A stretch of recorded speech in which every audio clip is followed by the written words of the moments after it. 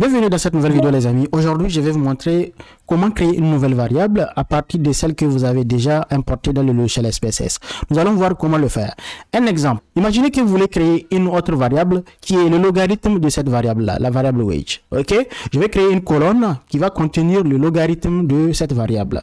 Et je vais vous montrer par la suite aussi comment créer une autre variable qui est le rapport entre la variable wage et la variable nombre d'années d'expérience. C'est juste un exemple. Je vais vous montrer comment on fait ça au niveau du logiciel SPSS. Pour cela, nous avons besoin tout simplement d'importer la base de données.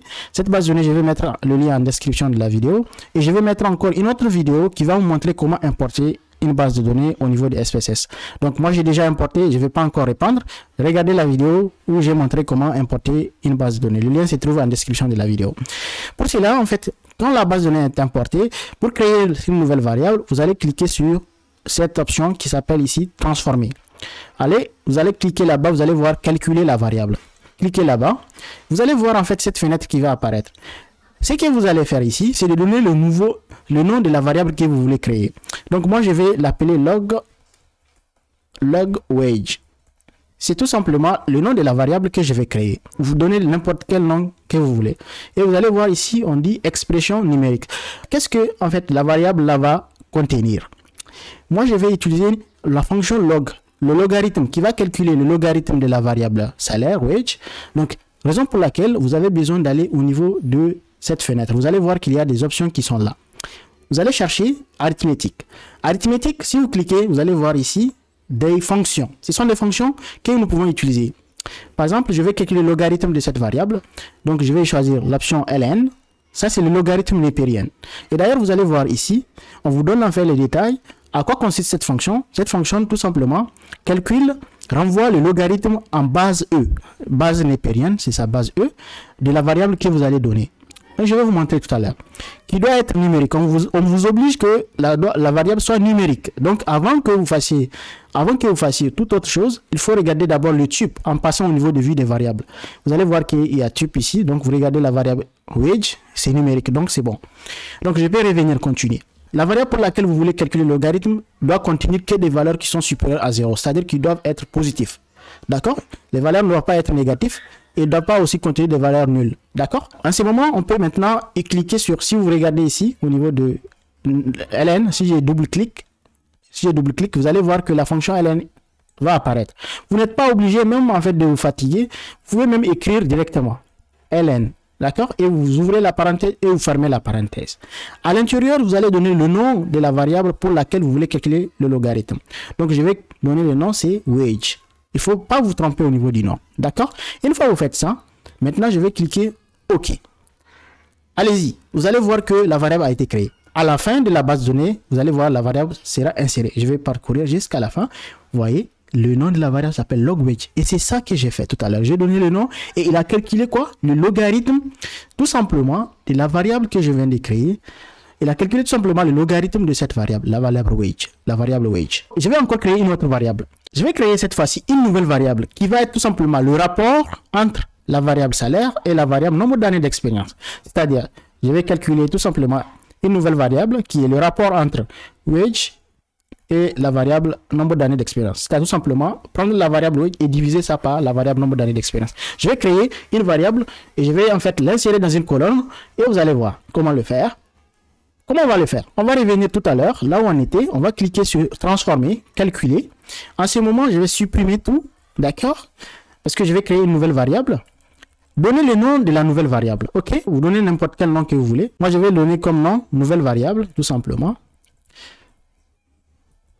Une chose importante, si vous voulez en fait utiliser plusieurs mots, il ne faut pas mettre de l'espace. Vous pouvez utiliser par exemple le sous-tiré juste pour séparer les mots. Parce que c'est pas bien de mettre les espaces. SPSS n'aime pas trop les espaces. Donc, mettez les sous-tirés.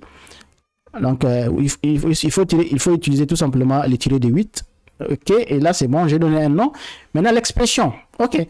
Comme moi, je vais faire le rapport entre deux variables, je vais donner la première variable. Donc, wage. Je vais diviser la variable wage par la variable nombre d'années d'expérience. Quel est l'opérateur de la division? Vous allez trouver ça ici. C'est automatique. Vous allez voir ici, c'est cette barre-là. Cliquez et vous donnez la variable expérience. Donc, il va calculer tout simplement une nouvelle variable qui va s'appeler nouvelle variable, qui est le rapport entre ces deux variables. C'est la variable divisée par la variable nombre d'années d'expérience. Une fois que vous faites ça, vous cliquez OK. Allez-y à la fin de la base de données, au niveau des vues des données, vous allez voir que cette variable a été créée. Voilà. Voilà la nouvelle variable. Vous voyez, donc, je peux créer plusieurs variables à partir de celles que j'ai déjà. Tout dépend maintenant de quelle est la formule que vous voulez utiliser. Il faut aller chaque fois au niveau de transformer, calculer la variable, et maintenant à vous de voir quelle est l'opération que vous voulez effectuer. Imaginez maintenant que je vais créer tout simplement une nouvelle variable qui va contenir la somme de deux variables. C'est-à-dire, par exemple, la somme de la variable éducation et nombre d'années d'expérience. Dans ma base de données, j'ai déjà ces variables-là. Éducation, nombre d'années d'éducation et nombre d'années d'expérience. Et cette nouvelle variable, je l'ai appelée nouvelle variable 2. C'est juste le nom, ok? Donc, j'ai utilisé l'opérateur ici de la somme pour tout simplement sommer ces deux variables. Donc, si je clique OK, vous allez parcourir la base de données, vous allez voir à la fin, une nouvelle variable vient d'être créée qui contient la somme des deux variables-là. La variable nombre d'années d'éducation et nombre d'années d'expérience. Ici, prêtez attention, le nombre d'années d'éducation, c'est numérique et ici, c'était choisi nominal. Ça ne va pas être nominal, ça doit être tout simplement échelle. Vous allez corriger ça. Ceci dit que si vous voulez créer n'importe quelle variable à partir déjà de celles que vous avez à votre disposition, cliquez sur transformer, calculer et essayez d'utiliser les différents opérateurs que vous pouvez utiliser. Les opérateurs que ce soit de la somme, de la division et tout ce que vous voulez. Et vous pouvez faire recours aux différentes fonctions en cliquant sur arithmétique. Vous allez voir les différentes fonctions que vous pouvez utiliser. Vous avez la fonction, par exemple, exponentielle, cosinus, tout ce que vous voulez. Allez-y au niveau de la chaîne YouTube Stat Pro Academy. Vous allez découvrir que j'ai déjà réalisé une série de formations sur le logiciel SPSS. Vous allez apprendre beaucoup d'autres choses intéressantes.